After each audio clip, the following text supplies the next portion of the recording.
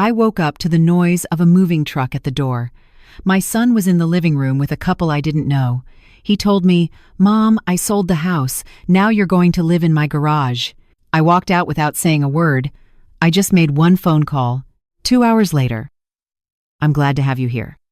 Follow my story to the end and comment what city you're watching from, so I can see how far my story has reached. The noise woke me up at 6:30 inches the morning, a heavy, metallic sound that did not belong in my quiet neighborhood. I sat up in bed, disoriented, wondering who could be making such a racket so early. My first reaction was annoyance. At 61 years old, I value my sleep more than ever, especially after the sleepless nights I've had lately, worrying about family finances. I got up carefully, my joints protesting the sudden movement, and walked over to my bedroom window. What I saw made my blood run cold. A massive moving truck was parked right in front of my house, with 2 men unloading boxes and furniture. For a split second, I thought they had the wrong address, that it was for the neighbors, but then I saw my favorite sofa, the one where I had nursed Philip 33 years ago, being loaded onto the truck. My heart started pounding in a way that scared me. I ran to the living room without even throwing a robe over my nightgown. I needed to understand what was happening. The confusion rapidly turned into panic when I saw boxes stacked all over my house. My house. Labeled with my name. Philip was standing in the middle of the living room, dressed in his work suit, checking something on his phone. Next to him was a couple I didn't recognize, a blonde woman in her 40s with a designer bag hanging from her arm and a man older than her. Both were looking around the house as if they were appraising a piece of real estate. My stomach churned. "Philip," I managed to articulate, my voice coming out weaker than I expected. "What is going on here?" My son looked up from his phone, and for a second, I saw something in his eyes I had never seen before. It wasn't exactly malice, but it wasn't the filial love I expected to see either. It was indifference, like he was handling an annoying administrative task. "Good morning, Mom," he said, slipping his phone into his pocket. "I'd like you to meet the Morrisons, the new owners of the house." The words reached me as if they were coming from very far away. The new owners. My house. The house where I had lived for 25 years. Where I had raised Philip after his father died. Where every corner had a memory etched into it. "I don't understand," I whispered, feeling like the floor was shifting beneath my feet.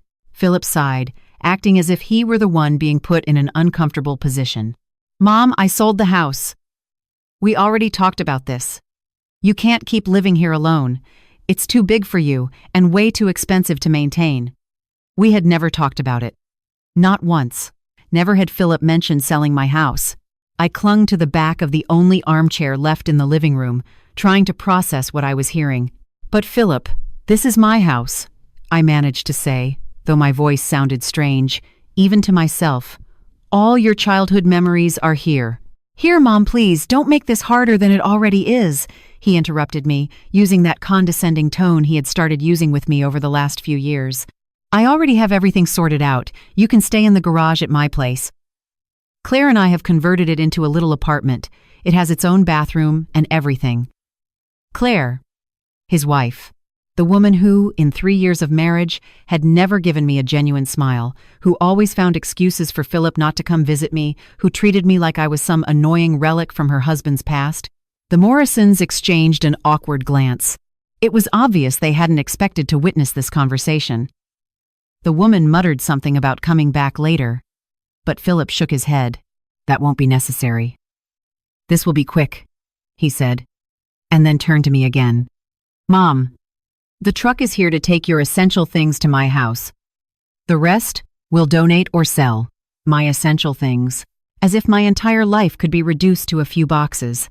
I looked around the living room where I had spent so many nights reading while Philip did his homework at the dining table, where I had decorated the Christmas tree every December since he was 3 years old, where I had mourned the death of my husband while holding my 1-2-year-old son.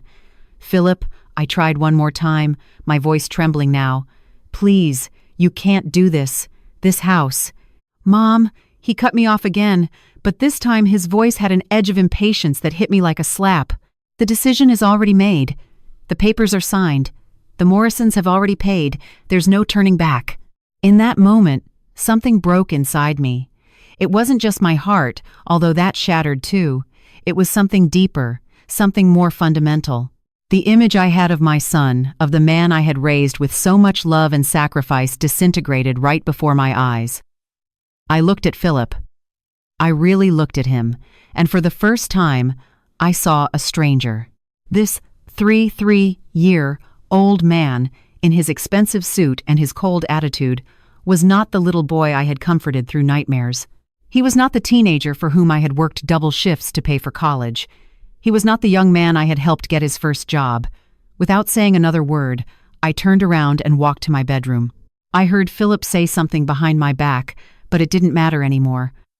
I closed the door and sat on the edge of my bed, the same bed where my husband had died, where I had planned to stay until my very last day. I picked up my phone with shaking hands and dialed a number I had memorized but hadn't used in years. As I waited for an answer, a strange calm began to wash over me. It wasn't resignation. It was something else. It was determination. While I waited in that room, listening to the noise of my belongings being packed away as if they were worthless objects, the memories started washing over me in waves. I couldn't stop them. My mind automatically drifted back 21 years, to when everything changed forever. Robert had died on a Tuesday morning. A massive heart attack at 42, with no warning, no time for goodbyes. One day he was arguing with me about whether Philip should take piano lessons, and the next, he was in a casket. I vividly remember standing by his grave, holding 1-2-year-old Philip's hand, silently promising him that he would never go without. That promise became the true north of my life for the next 21 years. At first, it was devastating. Robert had been the main breadwinner for the family, and although I worked part-time as an administrative assistant in a medical office, my salary barely covered our basic expenses. The mortgage on the house became an impossible mountain to climb, especially when Philip started showing an interest in sports and activities that required expensive gear. I remember perfectly the first time I had to make a hard choice. Philip wanted to play football at school, but the team fees were $300, and that didn't even include the helmet and the pads. It was money we simply did not have. That night, after Philip went to sleep, I pulled the jewelry box out of my dresser and stared at the pearl necklace Robert had given me for our 5th wedding anniversary. I didn't hesitate for a second. The next day, I sold the pearls for $250, and I found a weekend job cleaning offices to make up the rest. Seeing Philip smile when I told him he could play football made every hour of overtime, every backache, every sleepless night totally worth it. And that was just the beginning. When Philip was 15 and showed a real aptitude for math, I got a second night job doing data entry for an accounting firm. I worked from 11 p.m. to 4 a.m., came home, slept for 3 hours, and then got up to make him breakfast and drive him to school. On weekends, I cleaned houses to earn extra cash for his tutoring sessions. Philip never knew about the night jobs. I told him I had insomnia and that I used the time to get chores done around the house. I didn't want him to feel guilty or to think we were poor. I wanted him to have a normal childhood, to not carry the financial burden that I hauled around like a heavy backpack every single day. When it came time for college, things got even more complicated. Philip had been accepted to 3 different universities, but none of them had offered him a full scholarship. Tuition for his top choice was $25,000 a year, a number that kept me up at night. That was when I sold my engagement ring. The ring Robert had picked out so carefully, saving for months to buy it for me. I took it to a pawn shop downtown, where a man who smelled like stale cigarettes offered me $1,200 for it. It wasn't enough, but it was a start. I also took out a second mortgage on the house. The bank didn't want to give me the loan at first. They said my income wasn't high enough to guarantee repayment. I had to beg. Literally beg. Explaining to them that my son was brilliant, that he was worth the investment. Finally, they agreed, but with an interest rate that forced me to pick up a 3rd job on Sundays, taking care of an elderly woman in the neighborhood. During Philip's 4 years of college, I practically lived like a hermit. I never went out to dinner. I didn't go to the movies. I didn't buy new clothes. Every single penny I earned went straight to his education, to his living expenses, to the books he needed. Whenever Philip called me to ask for extra money for social events or trips with his friends, I never said no. I worked extra hours. I sold things from around the house. I did whatever it took. The day he graduated was the happiest day of my life. Seeing Philip walk across that stage, receiving his engineering degree, knowing he had a bright future ahead of him, made every single sacrifice worth it. I cried tears of pure pride when I hugged him after the ceremony. "We did it, my boy," I whispered in his ear. "Your dad would be so proud." After college, Philip landed a great job at a construction firm. Finally, I could breathe a little easier. I thought the hard years were over, that now we could enjoy a more relaxed relationship. Maybe even that he could help me pay down the loans I had racked up for his education. But instead, Philip moved into his own apartment and started visiting me less and less. At first, I understood. It was normal for an independent young man to want his own space. But when he met Claire 4 years ago, the visits became even more sporadic. Claire. From the moment Philip introduced her to me, I knew she didn't like me. It was subtle, but noticeable. The way she looked at my house like it was too small or outdated. The way she smiled when I spoke, as if my words were completely irrelevant. The way she always found excuses for Philip not to spend too much time with me during his visits. After they got married, things got worse. Philip started treating me differently, as if Claire's opinions and observations about me had taken root in his mind. He started making comments about how the house was too big for me, about how I was spending too much money on maintenance, about how maybe it would be more practical if I considered moving into something more age-appropriate. I never thought it would come to this. I never imagined that the boy I had dedicated my entire life to would kick me out of my own home like I was an annoying tenant. The call I had made from my bedroom was to Margaret, my younger sister, who lived 3 hours away. We hadn't spoken much in recent years, but we had always maintained a cordial relationship. When I explained what was happening, her reaction was absolute outrage. "Audrey, come stay with me until we sort this out," she had said without a second of hesitation. "You cannot stay in that ungrateful brat's garage." 2 hours later, Margaret pulled up in her SUV. By then, Philip and the Morrisons had already left, leaving me with 3 boxes of essential belongings that someone else had packed for me.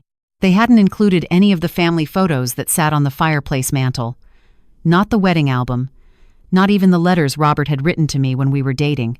The drive to Margaret's house passed in total silence for the first 2 hours. I just didn't have the words to describe the emptiness I felt, and she seemed to understand that I needed time to process what had just happened. It was only when we were pulling into her town that I finally spoke. "Margaret, I need to ask you something," I said, looking out the window at the fields stretching along both sides of the highway. "Do you think Robert would have wanted Philip to do this?" My sister slammed on the brakes so hard that we both jerked forward in our seats. She pulled over onto the shoulder and looked at me with an expression I couldn't read. "Audrey," she said slowly, "please tell me you haven't forgotten about the will." A strange chill started creeping down my spine. "What will?" Margaret stared at me like she was looking at a ghost. "Robert's will, the one he signed 3 months before he died.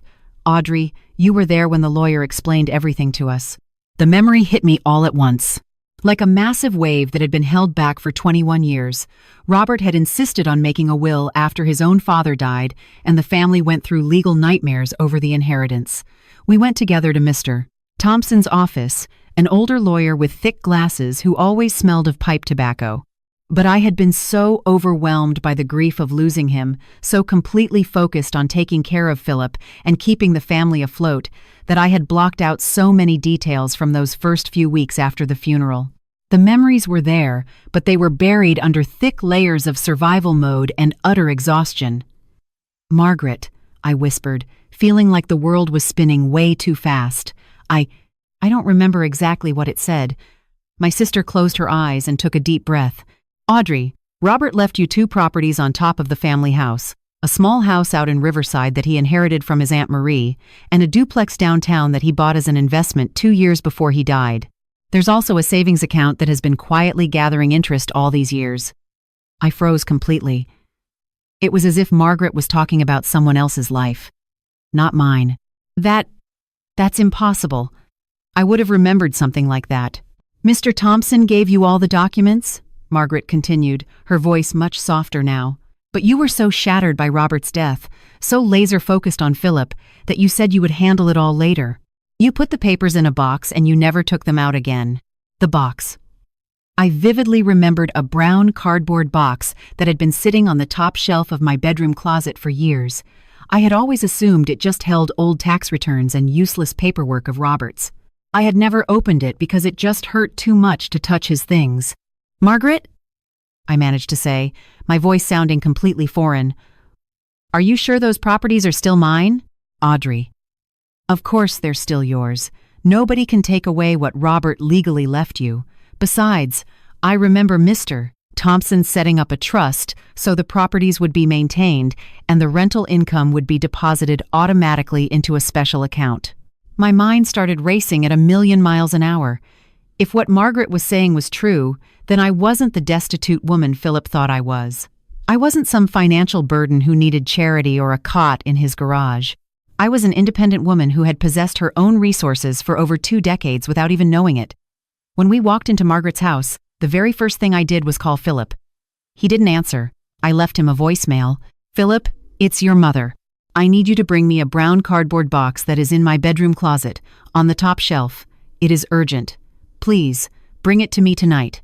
Philip returned my call 3 hours later, and his tone carried the exact same condescension he had used that morning. "Mom, you can't go into the house anymore. The Morrisons are moving in tomorrow. If you need something specific, tell me what it is and I'll see if I can find it." "It's a brown box with important documents," I explained, trying my hardest to stay calm. "It's in my closet on the top shelf. It has your father's papers." There was a long pause. "Dad's documents?" "Mom, Dad died 21 years ago. What documents could possibly be so important after all this time? Just bring me the box, Philip, please." Another pause. "Fine, but this is the last time I can go into the house. The Morrisons are changing the locks tomorrow." Margaret and I waited until 10 p.m. When Philip finally arrived, he brought not only the box, but also Claire. She stayed in the car while he walked up the steps of Margaret's porch, carrying the brown box that had been waiting for me for 21 years. "Here it is," he said, dropping the box onto the living room coffee table. "I hope it's important, because I had to move a lot of stuff out of the way to get to it." I waited until Philip drove off before I opened it. Margaret sat next to me on the sofa, both of us staring at the worn-out cardboard as if it contained explosives. Inside, I found exactly what Margaret had described: Robert's original will, copies of the deeds to 2 properties I didn't even remember existed, bank statements for a checking account showing automatic monthly deposits spanning 21 years, and a handwritten letter from Robert, addressed specifically to me. With trembling hands, I opened the letter from my late husband. His familiar handwriting hit me like a punch to the gut. "My dearest Audrey," it began, "if you are reading this, it means I am no longer with you to take care of you the way I promised on our wedding day. These properties are for you, so you never have to depend on anyone else. I want Philip to inherit them when you are gone, but as long as you live, these are your resources to do whatever makes you happy. Do not sacrifice your well-being for anyone else, not even our son. You are stronger than you think, and you deserve to live on your own terms." When I finished reading, Margaret and I just sat there in total silence for several minutes. Finally, my sister placed a hand on my shoulder. "Audrey," she said softly, "do you realize what this means?" I nodded slowly, feeling like I was waking up from a 21-year coma. Not only did I have properties and money that Philip knew absolutely nothing about, but I had options. I had power. I had the ability to choose my own destiny. I couldn't sleep that night. I stayed awake in Margaret's guest room, reading and rereading every single document I had pulled from that box. The numbers were staggering. The savings account had grown to $47,000, fed by the rental income from the 2 properties I had completely forgotten I owned. The duplex downtown had been managed by a real estate company all these years, generating $200 a month in income. The house in Riverside smaller, but in a neighborhood that had appreciated considerably brought in $900 a month for 21 years. While I was working multiple jobs and pawning my belongings to pay for Philip's education, I had $2,100 a month coming automatically into an account I had forgotten existed. By 6 a.m., I already had a plan. The first thing I did was call the property management company that had been handling my real estate. A woman named Patricia explained that they had been mailing annual statements to my address, but since I had never responded, they assumed I simply didn't require any active management of the properties. Mrs. Audrey, Patricia told me in a professional but warm voice, your properties have been incredibly stable. The duplex has excellent tenants who have been there for 5 years, and the Riverside house was just renovated because the previous tenant moved out last month. We could actually increase the rent to $1,100 a month now that it's been fully updated. The second step was to visit a totally different bank from the one I had used for years. I didn't want to run into any of the tellers who knew my entire history of loans and financial struggles. At the new bank, I was treated like exactly what I was, a woman with solid assets and stable income. The financial advisor, a young man named David, looked over my documents with growing respect. Mrs. Audrey, he said after reviewing everything, you are in a very strong financial position. With the rental income and your savings, you could easily qualify for a mortgage on a brand new house if that's what you're looking for. But I didn't want a new house. I had a different idea. That afternoon, I drove out to Riverside to see the house Robert had left me. It was small, but charming. It had a beautifully kept front yard and windows that looked right out over a park. The management company had sent me photos of the recent renovation. Polished hardwood floors, an updated kitchen, a remodeled bathroom. It was absolutely perfect for a 1-year-old woman looking for a fresh start. Most importantly, it was only 40 minutes away from where Philip lived, close enough, but far enough away to have my own independent life. This wasn't going to be some dramatic runaway escape. It was going to be an elegant transition into the life I should have been living for decades. The third step was emotionally the hardest. I had to decide what to do about Philip. For 3 days, I ignored his calls. I knew he was worried because I hadn't shown up at his house to move into the garage as he had planned. Margaret told me he had called asking for me, but she had simply told him I was processing the changes and would contact him when I was ready. Finally, I decided it was time to face the music. But I wasn't going to do it as the begging, needy mother he was expecting. I was going to do it as the independent woman I had just rediscovered myself to be. I called Philip on a Thursday morning while sitting in my temporary new office at Margaret's house, completely surrounded by all the financial documents I had been organizing. "Mom," he answered on the second ring, his voice dripping with relief. "Where have you been? Claire and I have been getting the garage ready for you. We already bought a sleeper sofa and everything." "Philip," I told him in a completely steady voice, "we need to talk. Can you come to Margaret's house this afternoon?" "Talk about what, Mom?" "Just come home. Everything is ready for you here." "I am not going to your house, Philip. I have other options." There was a very long pause. "What other options?" "Mom, you don't have a job. You don't have any money. I sold the house because you needed liquidity." "Philip," I interrupted him smoothly, "did you ever actually ask me if I wanted you to sell my house?" Another pause. This time, much more uncomfortable. "Mom, I thought it was obvious. You couldn't afford to keep it. The expenses were way too high for your pension. When did I ever tell you I couldn't afford it?" Dead silence. I could hear him breathing through the receiver, and I knew it was finally dawning on him that he had made massive assumptions without ever once checking with me. "Philip, come over this afternoon at 4. There are things you need to know." When I hung up, Margaret looked at me with pure admiration. "Audrey, I haven't heard you speak with that kind of authority in years." She was right. For decades, I had been the mother who apologized just for existing, who was grateful for whatever little crumb of attention her son tossed her way, who never questioned his choices because I was just so thankful he included me in his life at all. But that woman died the day Philip kicked me out of my own home. The woman who took her place had information, she had options, and she had the absolute determination to use them. Philip arrived at 4 p.m. on the dot, but he didn't come alone. Claire was with him, which irritated me, but didn't surprise me. Over the last 3 years, I had noticed that Claire rarely let Philip have any important conversations with me without her being present. "Hi, Audrey," Claire greeted me with that fake smile she had perfected. "Philip told me you've been putting off moving into the garage. I really hope it's not because you think it isn't good enough. We put a lot of effort into fixing it up for you. Margaret, who was sitting next to me on the sofa, shot Claire a look that could have frozen hell over. My sister never had any patience for hypocrisy. "Sit down," I told them, pointing to the chairs across from us. "We have a lot to talk about." Philip looked incredibly uncomfortable, as if he was finally starting to realize he had made a very grave mistake. Claire, on the other hand, just looked annoyed that she had to participate in what she obviously considered unnecessary drama.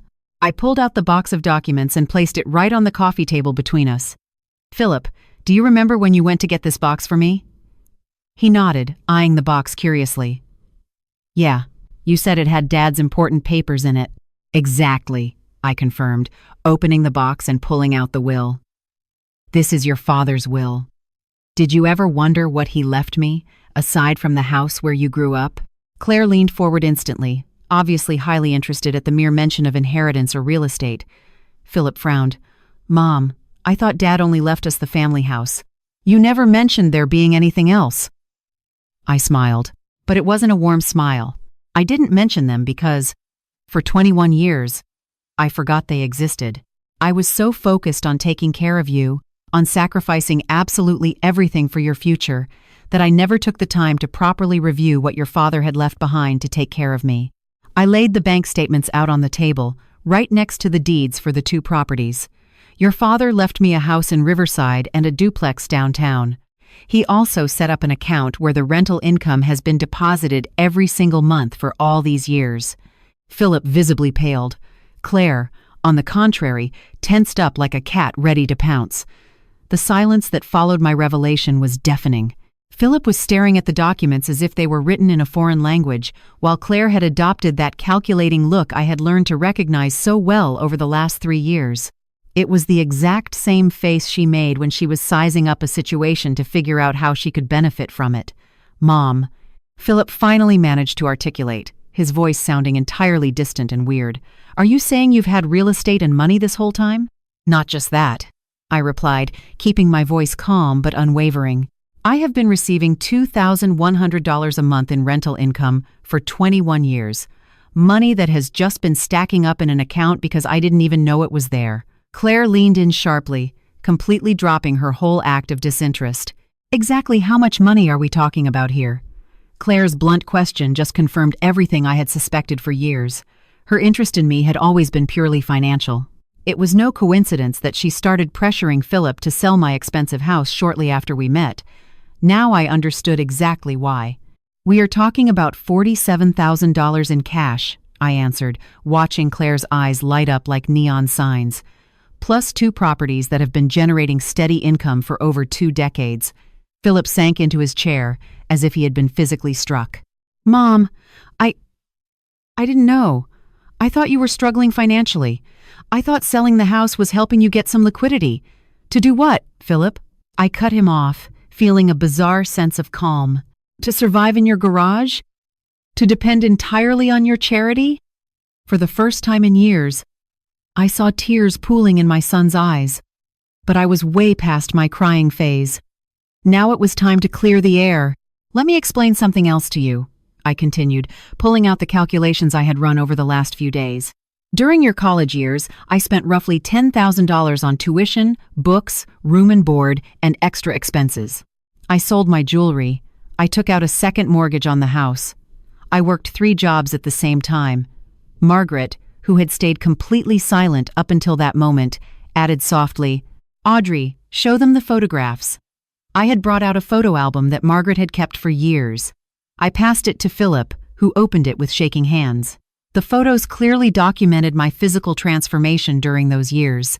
From a vibrant 40-year-old woman who smiled easily to an exhausted, emaciated woman with permanent bags under her eyes, wearing clothes that had clearly seen better days. "This is me during your sophomore year of college," I told him, pointing to a photo where I had obviously lost a drastic amount of weight. "I was working 18 hours a day to pay your bills.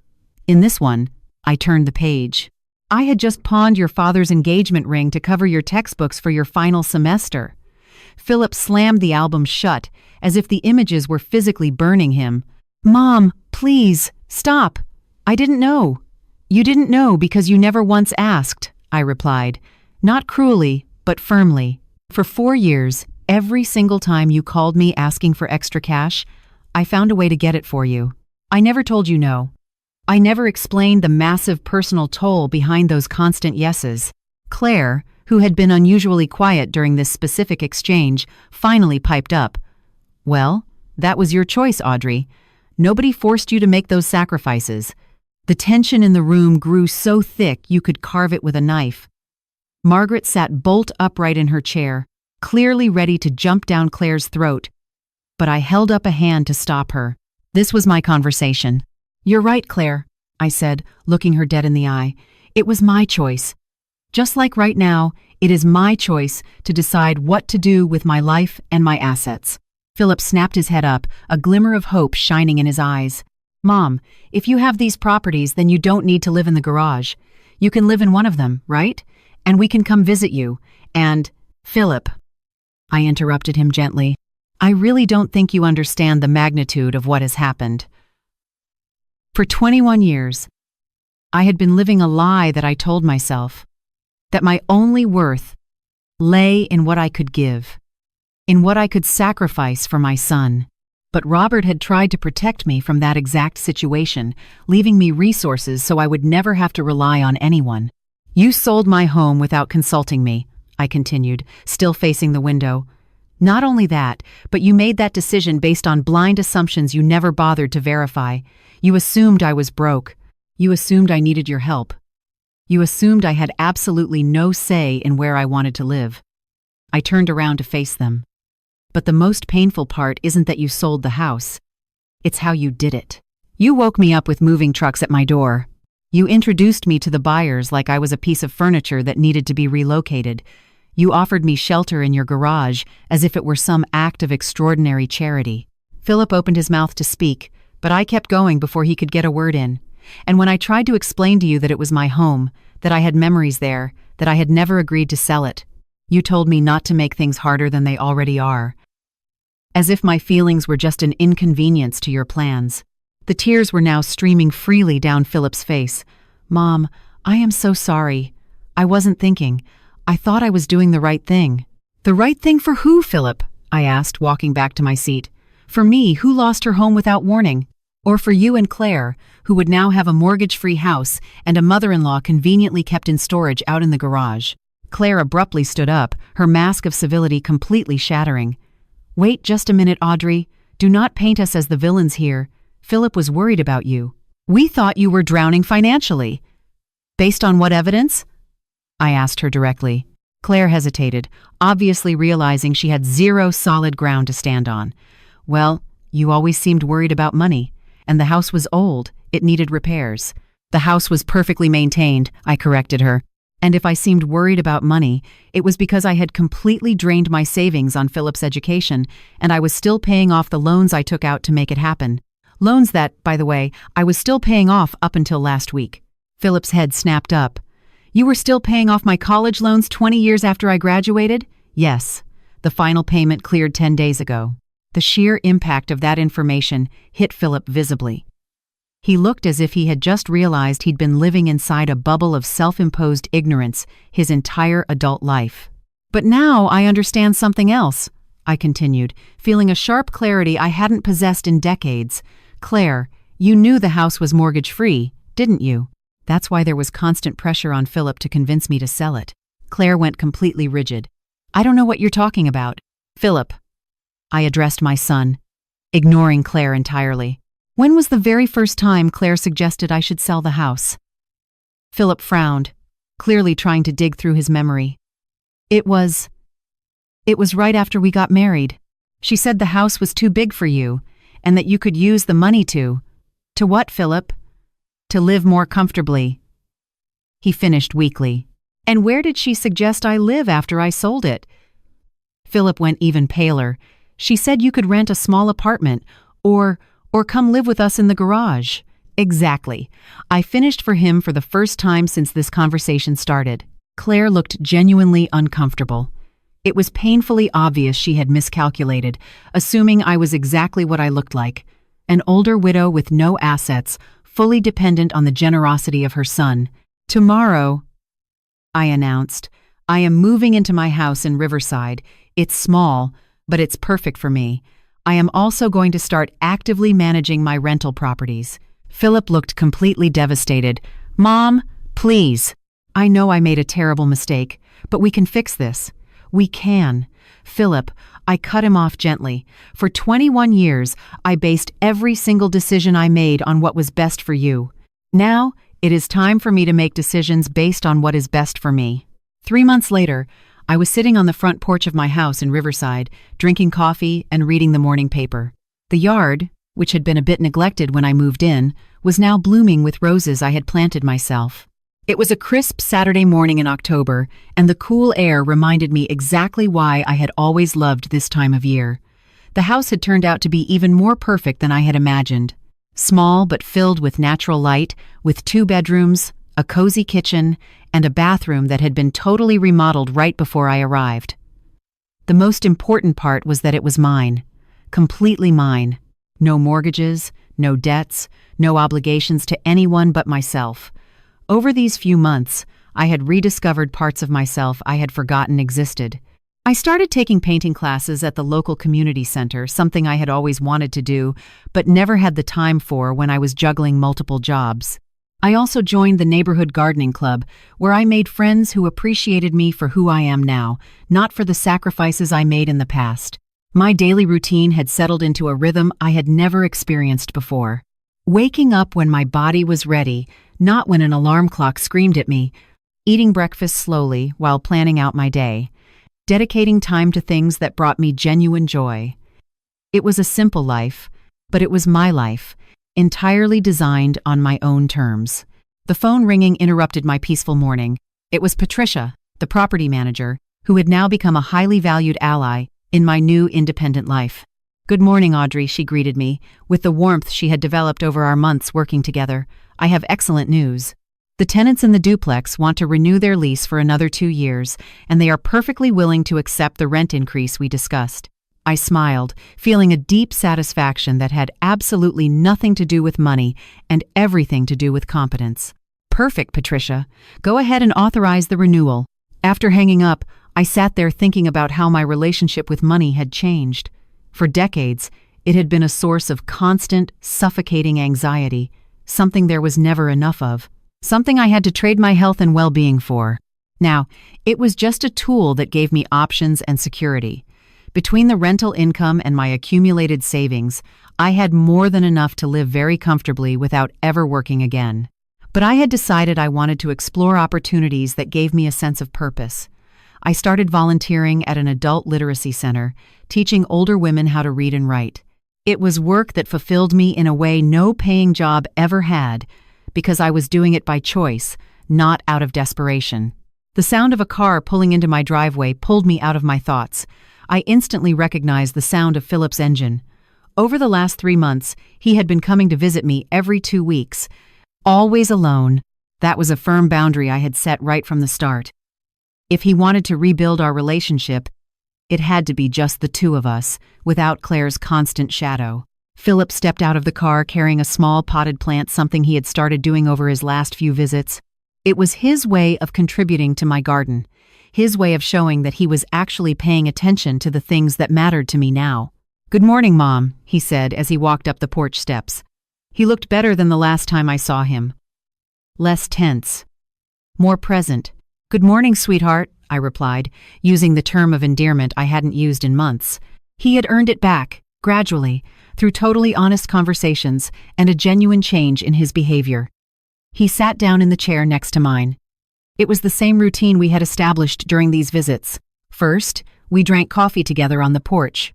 Then, he would help me with some small project around the house or the yard, and finally, we would talk. Real conversations, not the superficial interactions that had defined our relationship for years. "How was your week?" he asked, and I could tell he actually wanted to know the answer. I told him about my painting classes, about the new friend I made at the gardening club, about the incredible progress my students were making at the literacy center. Philip listened closely, asked questions, and showed real interest in my life. It was a version of my son I hadn't seen in years. "Mom," he said after a while, "there's something I've been wanting to tell you." I tensed up just a fraction. Over the last few months, we had mostly avoided talking about the past, choosing instead to focus on building something new in the present. But I knew that, eventually, we would have to dig into the deeper issues. Claire and I are in couples counseling, he continued, looking out at the yard instead of at me. And I started going to individual therapy, too. That actually shocked me. Philip had never been someone who believed in therapy, or who would ever admit to needing outside help. My therapist has been helping me understand how I allowed my relationship with you to deteriorate so badly, he went on. He's helping me see patterns that I don't want to keep repeating. I waited in silence, giving him the floor. I realized that, for years, I let Claire make decisions about our family without ever consulting you, without ever truly considering you a part of those decisions. And worse, I adopted her perspective of you without ever questioning it. His words struck a deep chord in me, not just because they were an apology, but because they showed he truly understood what had broken between us. I also realized something else, he added, finally turning to look me in the eye. My entire adult life, I treated you like you were my emotional employee, not my mother. I expected you to just be on call whenever I needed you, to sacrifice yourself for whatever I wanted, and to just be grateful for whatever tiny bit of attention I tossed your way. I never treated you like an independent person, with your own desires and needs. I felt tears welling up in my eyes, but they weren't tears of sadness. They were tears of pure relief, of validation, of hope. Philip, I said softly, I appreciate that you've come to those conclusions, and I appreciate that you are putting in the work to change. Is there any chance we can rebuild our relationship? He asked. And for the very first time in years, his voice carried genuine vulnerability instead of the entitled expectation that I would automatically say yes. I weighed his question carefully. I think we are already doing that, I finally replied. These visits, these conversations, the respect you've shown me over the last few months, that is what rebuilding a relationship looks like. Philip nodded, looking profoundly relieved. And Claire, I sighed deeply. This was the trickiest part. Philip, Claire, and I have a long history of mutual distrust, and that is going to be incredibly difficult to overcome. But if she is genuinely putting in the work to change, and if she is willing to treat me with real respect, then we can try to find a way to coexist civilly. She wants to apologize to you, Philip said. She's been asking me to see if you'd give her the chance to talk to you. Maybe, I replied. But it will happen when I am ready, and entirely on my terms. Philip smiled for the first time all morning. That's completely fair. We spent the rest of the morning working together in the yard, planting the new addition he had brought and rearranging some of the flower beds I had set up over the summer. It was hard physical work, but it was also highly therapeutic. It felt symbolic of our process of planting something entirely new between us. When Philip finally packed up to leave, he gave me a hug that felt entirely different from any hug we had shared in years. It wasn't the obligatory stiff embrace of a son fulfilling his filial duties. It was the genuine, warm embrace of someone who truly valued another person. I love you, Mom, he told me as he pulled away. And I am so deeply sorry it took me this long to show it to you the right way. I love you too, my boy, I answered, and I am proud of the man you are becoming. After he drove off, I stayed out on the porch watching the sunset. In the distance, I could hear the neighborhood kids playing at the park, just the sound of life continuing its natural course. For the first time in decades, I felt completely at peace with my place in the world. There was no grand vengeance in my story, no dramatic public showdowns or elaborate punishments. Instead, there was something infinitely more powerful. The reclamation of my own dignity, the redefinition of my boundaries based on mutual respect, and the realization that true freedom only arrives when you stop living for the expectations of others and finally start living for yourself. That night, before I went to sleep, I opened the bottom drawer of my nightstand where I kept the letter Robert had written to me 21 years ago. I read it one more time, smiling as I realized I had finally taken his advice. I was living on my own terms. I had stopped sacrificing my well-being for everyone else, and I had rediscovered my own incredible strength. Thank you, my love, I whispered to the framed photo of Robert on my nightstand. It took me a while, but I finally found the way.